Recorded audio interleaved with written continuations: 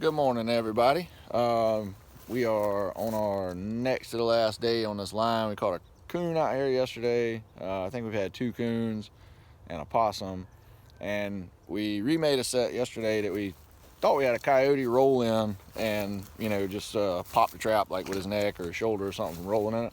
We just pulled up to that set, and we got a nice red fox in here, and actually he is caught by both front feet. Wow, double front foot catch. How about that? Nice big male. Check that out. Nice big male fox. We had this set. Set's been in about a week now, and we had it baited with some ground up quail, and kind of topped it with a few dove feathers we had.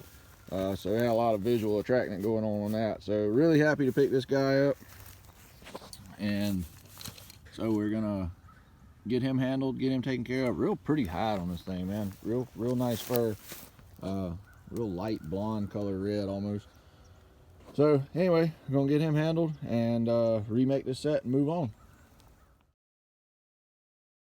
All right, so we started the morning off with that red fox back over there, and we just remade that set. We've only got one more night left on this place. We only had a week to trap it.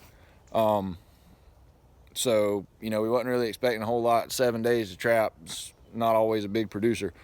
We've had this trap here we're about to show you. We've had it set for an entire week, and we had fox tracks on it the first couple of nights, and it's really tempting to go over there and like dust dirt over the fox tracks and cover it back up and make it look pretty, but I didn't touch it. I left this trap alone.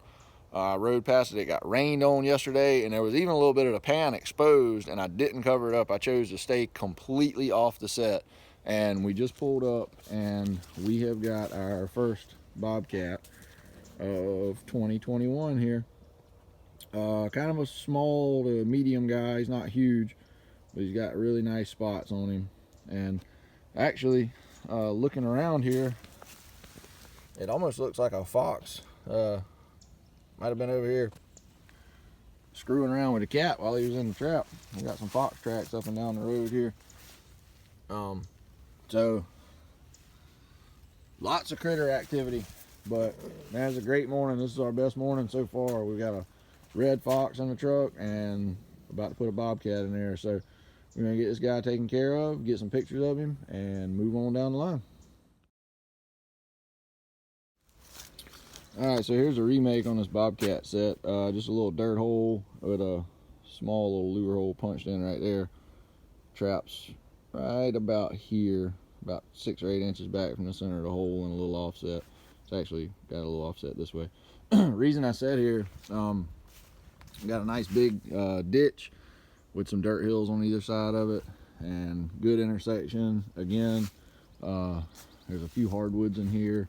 Well, we got this big, thick covered pine hill in here. So, and bobcats love ditches. I always catch bobcats on ditch intersections, and that was my intention when I set this trap here, was to get a bobcat, and it paid off. So that's all good, and got it remade, and we're gonna move on down to the next one. All right, guys. So we just left the set. The bobcat set was right down here, just around this curve. So another 150, 200 yards. Come down, we got a big raccoon, nice big raccoon. We actually caught a possum right here a couple days ago and pulled the set and remade it. But nice big mature raccoon we got here. So this line is killing it this morning. We're not even halfway through. We only got 15 sets on this line, and we're probably at about number 7 or 8. Had a deer pop on one, and got a red fox and a bobcat, and now a raccoon. So we get him handled as well and remake this set and move on. Alright guys, I don't get excited about coons too much, but look at this bruiser here. Man, look at the fur on this joker. He is filled out. So this is raccoon number 2. We actually had to remake this set yesterday because it was popped. Man, just look how thick the fur is on him.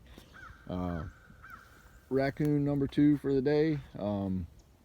I'm filling the old white truck up pretty good. We got a Bobcat, Red Fox, and now 2 Raccoons. So it's definitely been our best set. Hey, you come over here and check me out. As long as your foot stays in that trap, you can do whatever you want. So once again, I'm gonna get this guy handled and remake the set and move on.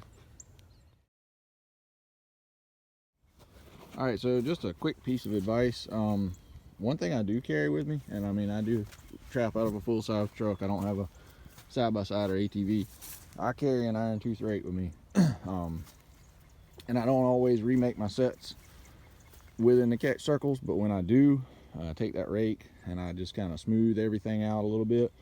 You still got the effect of, you know, having that big visual attracting in a fight circle, but everything's not so lumpy and, you know, jumbled up from where the critter's been spinning around in it all night and digging holes and everything. So I just always take that iron tooth if I'm gonna remake in the same spot, which I sometimes do depending on what I catch, and I just kind of give it a good little smoothing out. No big clumps of grass or anything in there in that circle anymore. So just a little quick piece of advice. All right, so it looks like we might have had a little misfortune here on this set. This is not an offset trap. Pretty good little gap in there. A little patch of raccoon fur. Do believe that's what we got.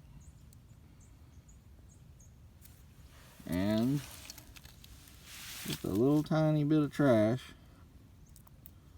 hung up right there in the corner of those jaws. I think might have been the culprit. It rained on us a day or two ago, and it probably packed that dirt on top of those jaws pretty tight. And unless my traps are uncovered, I don't remake sets after rains. Maybe I should start. I believe that might have been just a big enough gap for that critter to slip out of there. So hopefully he's not messed up too bad. I mean, again, I can stick my hand in these traps, you know, it's just to show the YouTube world out there these traps that I use. There it is, bare hand. There you go. Nothing's broke. So whatever that critter was, he is, oh come on, get out of there, dummy. He is probably well and good. There's no broken skin there. It's just a little bit of dirt. No broken skin. A little dirty on the knuckles from where it got me. It got me right across the knuckles. But that's it. So that's what our traps do. It's a, you know, it's just a hold. I mean, it's not breaking legs. It's not, you know, they don't have teeth like you see on the fox and the hound and everything. So trapping's not an evil, wicked sport like most people make it out to be. It's not really even a sport. It's a management tool. So yeah, that's just a quick look at, you know, animals can get out of these traps. It's not certain death for them when they get caught. So anyway, we're probably just gonna pull this one. We sure have handled it a lot, and that's the last trap. But we had a pretty fortunate morning. Got a truck full of fur, so I think, you know, letting one of them move on and live probably isn't a bad thing. You gotta give back a little bit, I guess. So that's pretty well gonna wrap up this video. It's gonna wrap up the line for the day. Got some good stuff though, and we look forward to seeing y'all on the next one. If you like the video, subscribe to the channel, share the video, give it a thumbs up, and thanks for watching.